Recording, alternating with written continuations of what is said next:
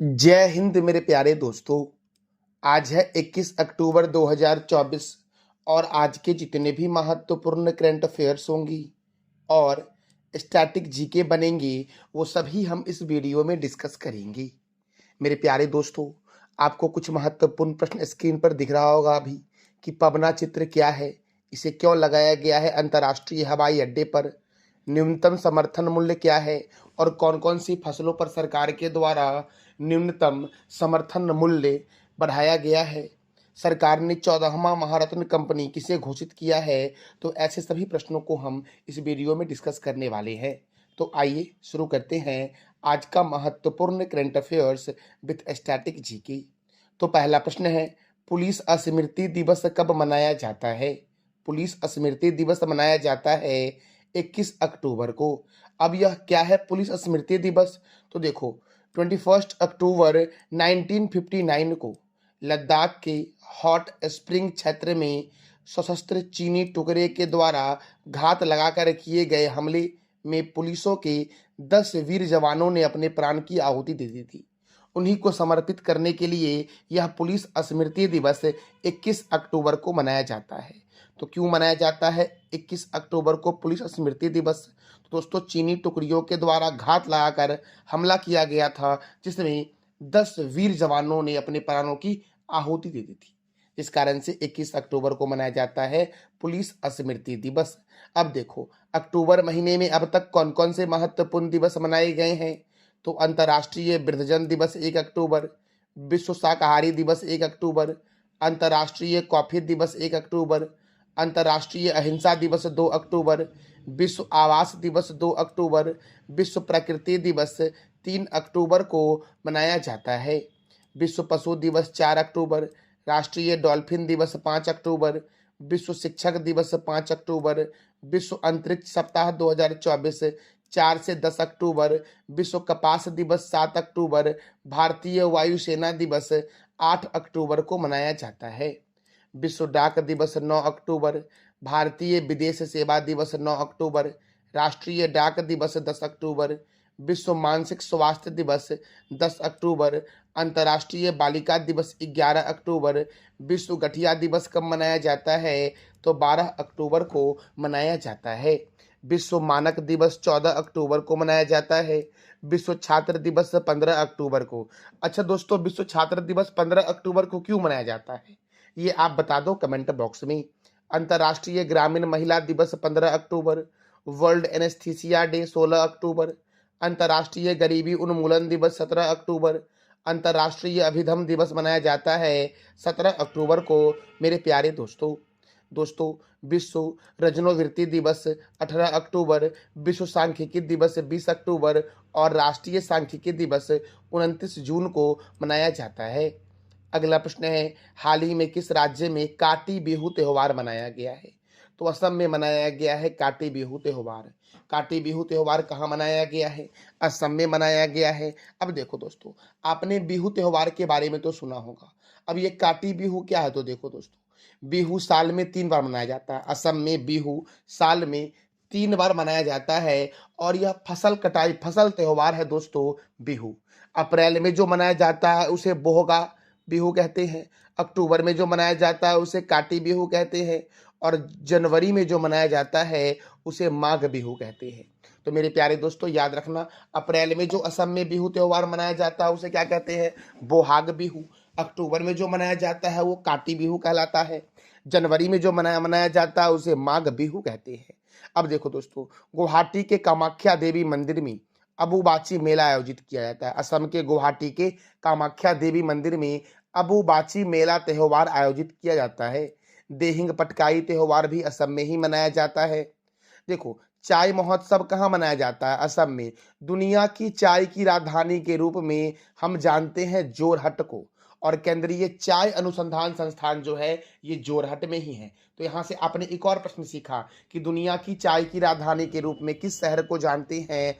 तो जोरहट को जानते हैं और जोरहट में मनाया जाता है चाय महोत्सव। करम पूजा कहाँ मनाया जाता है? तो असम में मनाया जाता है और ये चाय उत्पादक लोगों के द्वारा असम में करम पूजा मनाया जाता है। मेरे प्यारे दोस्तों याद रखना आप कि दुनिया की चाय की राजधानी के रूप में किसे जानते हैं? तो जोरहट को जानते हैं, जो कहाँ है, असम में है। अब असम की राजधानी क्या है, दिसपुर।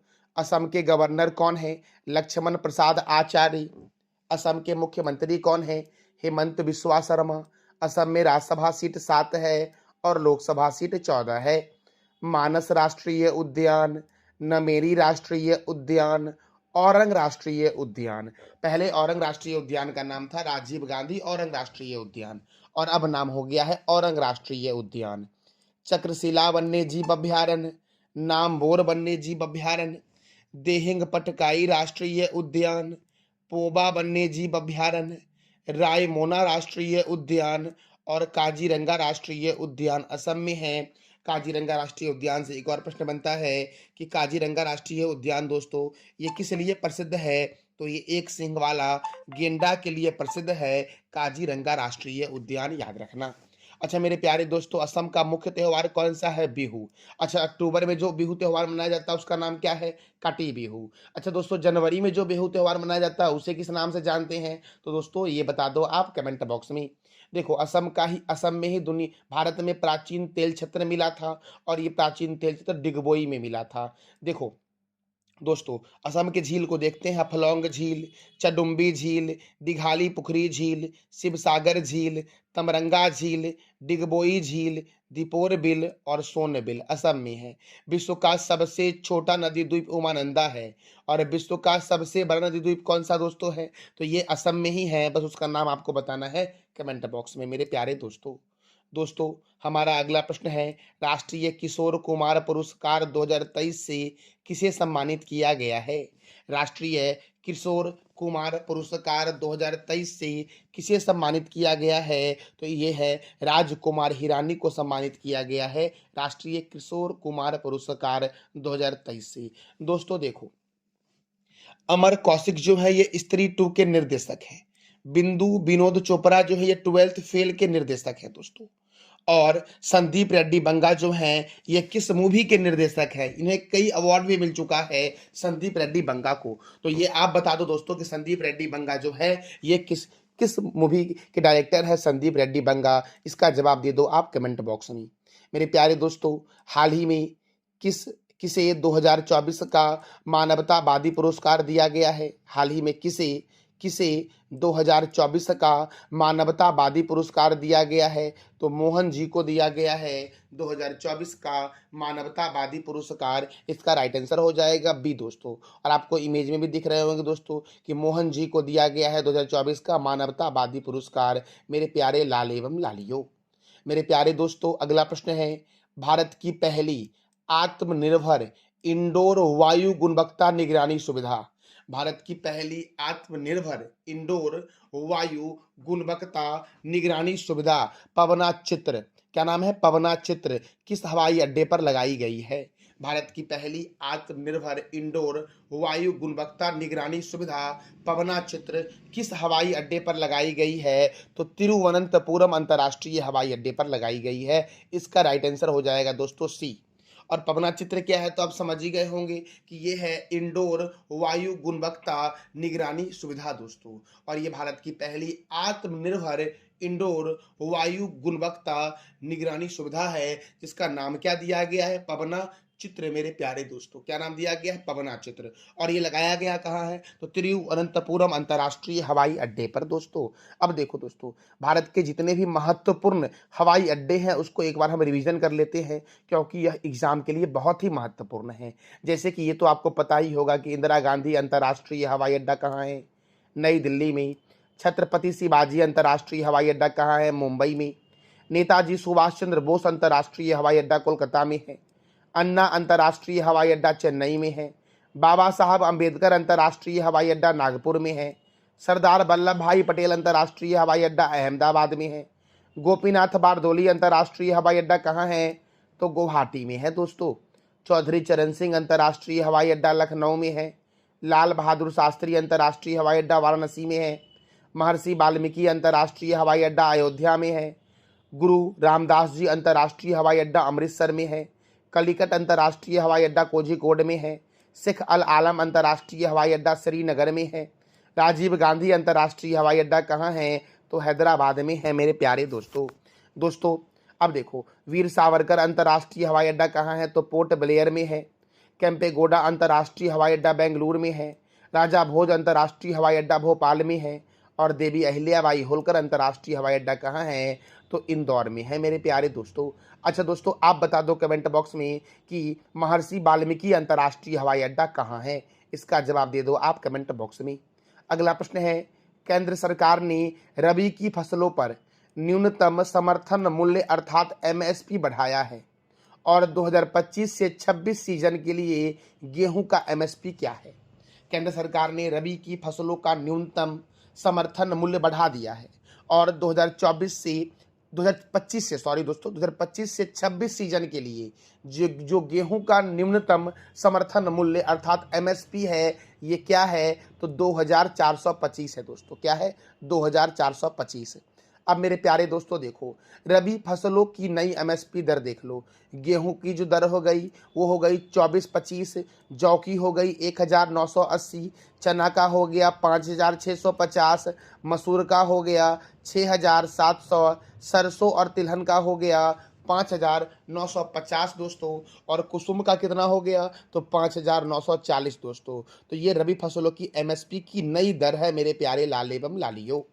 मेरे प्यारे दोस्तों देखो, रबी फसल क्या है, तो रबी फसल की जो बुआई होती है वो अक्टूबर से नवंबर में होती है। जो रबी फसल की बुआई होती है वो कब होती है, तो अक्टूबर से नवंबर में होती है, और कटाई जो होती है वो मार्च से अप्रैल में होती है। रबी फसल कौन कौन से हैं मैंने ऊपर ही बताया आपको, देख लो, गेहूं, जौ, चना, दाल, सरसों, कुसुम, और भी कई सारे हैं। तो गेहूं, जौ, चना, दाल, सरसों और कुसुम जो है ये कौन सी फसलें हैं, रबी फसलें हैं दोस्तों। आप बता दो कि खरीफ फसल कौन कौन सी है, इसका जवाब दे दो आप कमेंट बॉक्स में।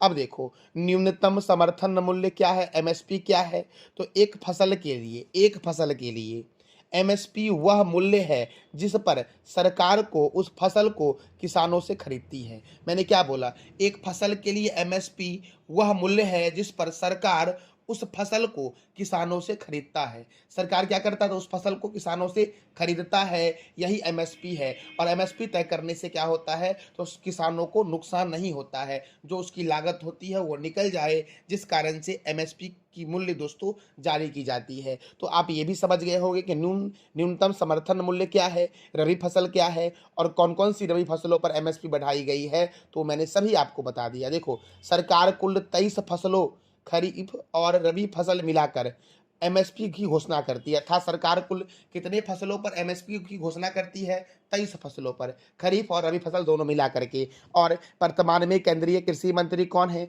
तो शिवराज सिंह चौहान है वर्तमान में केंद्रीय कृषि मंत्री दोस्तों। मेरे प्यारे दोस्तों, अगले प्रश्न की ओर बढ़ते हैं। अगला प्रश्न है, 19वां ईस्टर्न एशियाई शिखर सम्मेलन 2024 का आयोजन कहाँ किया गया। 19वां ईस्ट एशिया शिखर सम्मेलन 2024 का आयोजन कहाँ किया गया, या ऐसे समझ लो, 19वां आसियान शिखर सम्मेलन 2024 का आयोजन कहाँ किया गया है, तो लाओस की राजधानी में किया गया है। ये मैंने कुछ दिन पहले भी आपको बताया था जब ये होने वाला था। अब तो ये हो चुका है और नरेंद्र मोदी इसमें पार्टिसिपेट दोस्तों किए हैं। तो लाओस की राजधानी क्या है, तो वियंतियाने लाओस की राजधानी है। वहीं पर 19वां ईस्ट एशिया शिखर सम्मेलन 2024 का आयोजन हुआ है। अब लाओस की राजधानी क्या है, तो वियंतियाने। लाओस के राष्ट्रपति कौन है, थोंगलून। लाओस के राष्ट्रपति कौन है दोस्तों, थोंगलून सिसो उलिथ। कौन है, तो थोंगलून सिसो उलिथ, ये लाओस के राष्ट्रपति है। और प्रधानमंत्री कौन है, तो सोनेक्से सिपाडोने। कौन है दोस्तों, सोनेक्से सिपाडोने, ये लाओस के प्रधानमंत्री हैं। राष्ट्रपति कौन है, थोंगलून सिसो उलिथ। और लाओस की मुद्रा क्या है, तो लाओ कीप, ये लाओस की मुद्रा है। अब दोस्तों देखो, हम जानेंगे भारत आसियान का सदस्य नहीं है। भारत आसियान में कुल 10 मेंबर हैं और भारत जो है ये आसियान का सदस्य नहीं है। लेकिन 1992 में आसियान का क्षेत्रीय भागीदार जो बना वो भारत बना। कब बना? 1992 में आसियान का क्षेत्रीय भागीदार कौन बना? तो भारत बना। लेकिन भारत आसियान का सदस्य नहीं है। अब आसियान तो association of south east Asian nation, association of south east Asian nation ASEAN का फुल फॉर्म है। आसियान का हेडक्वार्टर कहाँ है? इंडोनेशिया की कैपिटल जकार्ता में। आसियान के सेक्रेटरी जनरल कौन है? काओ किम हॉर्न। और आसियान की स्थापना कब हुई? तो 8 अगस्त 1967 को आसियान की स्थापना हुई। अब देखो आसियान में कितने मेंबर मैंने बताए? 10। उस 10 मेंबर की राजधानी को हम जानते हैं। जैसे म्यांमार की राजधानी क्या है? नेपिडाओ। थाईलैंड की राजधानी क्या है मेरे प्यारे दोस्तों? तो बैंकॉक है थाईलैंड की राजधानी। लाओस की राजधानी क्या है? वियंतियाने। वियतनाम की राजधानी क्या है? हनोई। कंबोडिया की राजधानी क्या है? नोम पेन्हे। मलेशिया की राजधानी क्या है? कोलालमपुर। सिंगापुर की राजधानी क्या है? Singapore city.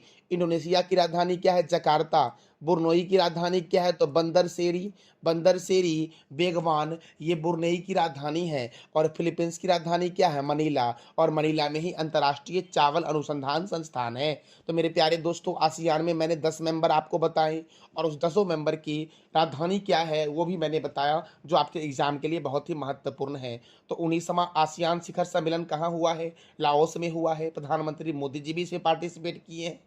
तो आसियान की स्थापना कब हुई? 1967 में। हेडक्वार्टर कहाँ है? जकार्ता में है। और म्यांमार की राजधानी क्या है? नेपिडाओ। थाईलैंड की राजधानी क्या है? बैंकॉक। लाओस की राजधानी क्या है? तो वियंतियाने। वियतनाम की राजधानी क्या है? हनोई। कंबोडिया की राजधानी क्या है? नोम पेन्हे। मलेशिया की राजधानी क्या है? कोलालमपुर। सिंगापुर की राजधानी क्या है? Singapore city. इंडोनेशिया की राजधानी क्या है? जकार्ता। और जकार्ता में आसियान का मुख्यालय है। बुरनई की राजधानी क्या है? बंदरसेरी बेगवान। और फिलीपींस की राजधानी क्या है? मनीला। और मनीला में अंतर्राष्ट्रीय चावल अनुसंधान संस्थान का मुख्यालय है। अच्छा, राष्ट्रीय चावल अनुसंधान संस्थान का मुख्यालय कहाँ है? जरा ये आप दोस्तों बता दो कमेंट बॉक्स में मेरे प्यारे लाल एवं लालियो।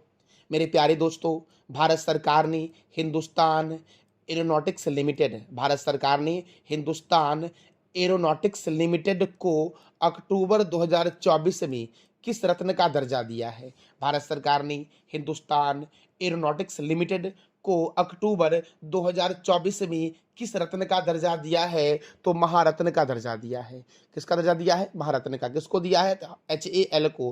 हिंदुस्तान एरोनॉटिक्स लिमिटेड, इसका हेडक्वार्टर कहाँ है? बेंगलुरु में। इसकी स्थापना कब हुई? 1940 में। इसके चेयरमैन एंड MD कौन है? तो DK सुनील है हिंदुस्तान एरोनॉटिक्स लिमिटेड की चेयरमैन। दोस्तों स्थापना कब हुई HAL की? तो 1940 में हुई और इसे महारत्न का दर्जा दिया गया है। और यह महारत्न का दर्जा पाने वाला भारत का 14वां कंपनी बन गया। दोस्तों याद रखना, कितने नंबर कंपनी बन गया? 14वां कंपनी बन गया। देखो रत्न का दर्जा वित्त मंत्रालय के द्वारा दिया जाता है। अगर पूछा जाए कि रत्न में महारत्न हो गया आपका, नवरत्न हो गया आपका, तो ये सब का दर्जा जो देता है वो कौन देता है? वित्त मंत्रालय देता है। अच्छा, भारत के प्रथम वित्त मंत्री कौन थी? जरा ये आप बता दो कमेंट बॉक्स में। अब देखो दोस्तों HAL अर्थात हिंदुस्तान एरोनॉटिक्स लिमिटेड भारत सरकार से महारत्न का दर्जा पाने वाला 14वां केंद्रीय सार्वजनिक क्षेत्र का उद्यम बन चुका है। मेरे प्यारे दोस्तों अच्छा मैंने तुरंत बताया HAL की स्थापना कब हुई? जरा ये आप बता दो कमेंट बॉक्स में कि HAL की स्थापना हुई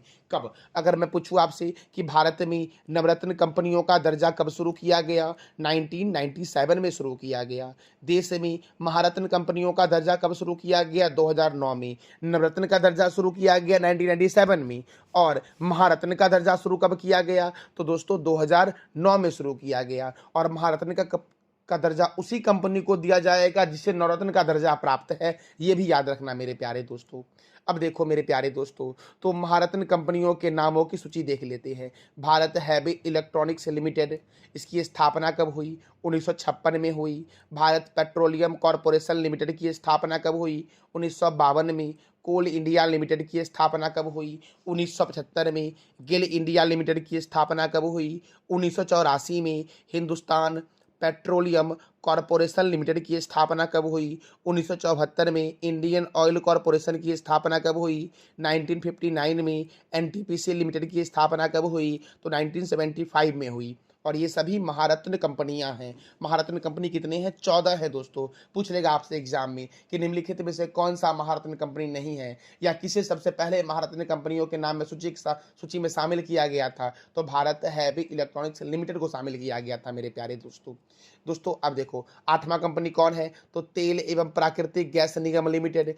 इसकी स्थापना कब हुई? 1956 में। पावर फाइनेंस कॉर्पोरेशन की स्थापना कब हुई? 1986 में। Power grid corporation of India limited की स्थापना कब हुई? 1989 में। ग्रामीण विद्युतीकरण निगम लिमिटेड की स्थापना कब हुई? 1969 में। Steel authority of India limited की स्थापना कब हुई? 1954 में। ऑल इंडिया लिमिटेड की स्थापना कब हुई? तो 1959 में। और हिंदुस्तान एरोनॉटिक्स लिमिटेड अर्थात HAL की स्थापना कब हुई? तो 1954 में हुई दोस्तों। और ये सभी कंपनी दोस्तों कौन सी कंपनी है? तो महारत्न कंपनी में दोस्तों ये सभी कंपनियों को शामिल किया गया है।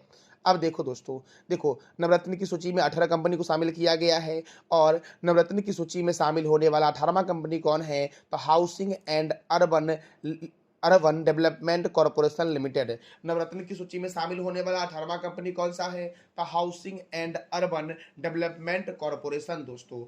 और महारत्न की कंपनी में शामिल होने वाला 14वां कंपनी कौन है? तो हिंदुस्तान एरोनॉटिक्स लिमिटेड मेरे प्यारे लाल एवं लालियो। तो मेरे प्यारे दोस्तों आज मैंने कई सारे आपको महत्वपूर्ण जानकारियां दी है जो आपके एग्जाम के लिए बहुत ही महत्वपूर्ण है। तो इसे आप हर हाल में अपने नोटबुक में नोट कर लेना। और अगर आपको इसका PDF चाहिए तो टेलीग्राम पे मिलेगा, जिसका लिंक वीडियो के डिस्क्रिप्शन बॉक्स में है, या फिर टेलीग्राम पर जाकर के आप GK GS with Manish sir search मारोगे तो हमारा चैनल आपको मिल जाएगा, जिसे आप ज्वाइन कर लेना। अगला प्रश्न है, भारतीय रेल वित्त निगम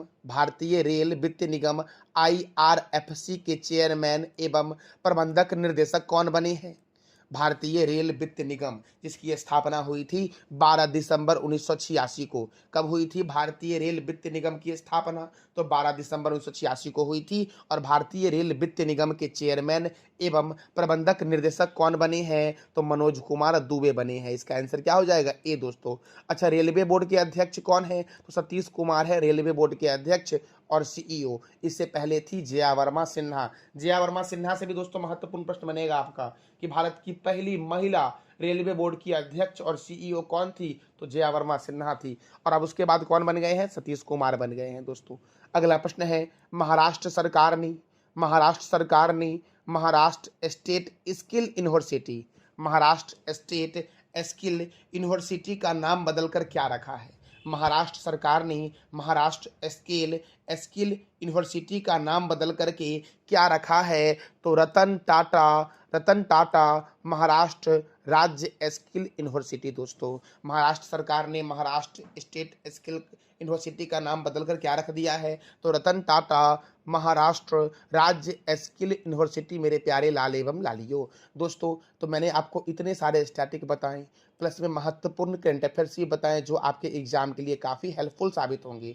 तो अभी आप बता दो महाराष्ट्र के प्रमुख नेशनल पार्क के बारे में कमेंट बॉक्स में। देखो दोस्तों, ये जो आपका रतन टाटा महाराष्ट्र राज्य स्किल यूनिवर्सिटी है, जिसका पुराना नाम क्या था? तो महाराष्ट्र स्टेट स्किल यूनिवर्सिटी। ये है कहाँ पर? तो महाराष्ट्र के रायगढ़ जिले के पनवेल में स्थित है। कहाँ स्थित है? महाराष्ट्र स्टेट स्किल यूनिवर्सिटी दोस्तों। तो याद रखना, महाराष्ट्र स्टेट स्किल यूनिवर्सिटी जो है ये महाराष्ट्र के रायगढ़ जिले के पनवेल में स्थित है। और महाराष्ट्र स्टेट स्किल यूनिवर्सिटी की स्थापना कब हुई थी? 2017 में हुई थी मेरे प्यारे लाल एवं लालियो। मेरे प्यारे दोस्तों हमारा अगला प्रश्न है, विश्व सफ़ेद घड़ी दिवस कब मनाया जाता है? तो विश्व सफ़ेद घड़ी दिवस मनाया जाता है 15 अक्टूबर को दोस्तों। कब मनाया जाता है विश्व सफ़ेद छड़ी दिवस? तो याद रखना 15 अक्टूबर को मनाया जाता है विश्व सफ़ेद छड़ी दिवस दोस्तों। यह क्या है? तो यह दिवस दृष्टिबाधित लोगों के लिए मनाया जाता है। सफ़ेद छड़ी एक ऐसा उपकरण है जो नेत्रहीन लोगों को सड़क पर चलने पर मदद करता है। और इस बार जो यह दिवस मनाया गया दोस्तों सफ़ेद छड़ी दिवस, इसका थीम क्या था? तो इसका थीम था सौजन्य अंधेपन का नियम दोस्तों। ये थीम था इस बार के विश्व सफ़ेद छड़ी दिवस का। मेरे प्यारे दोस्तों कल मैंने आपसे 3 प्रश्न किया था कि सुब्रतो मुखर्जी कप का संबंध किस खेल से है? फुटबॉल से है।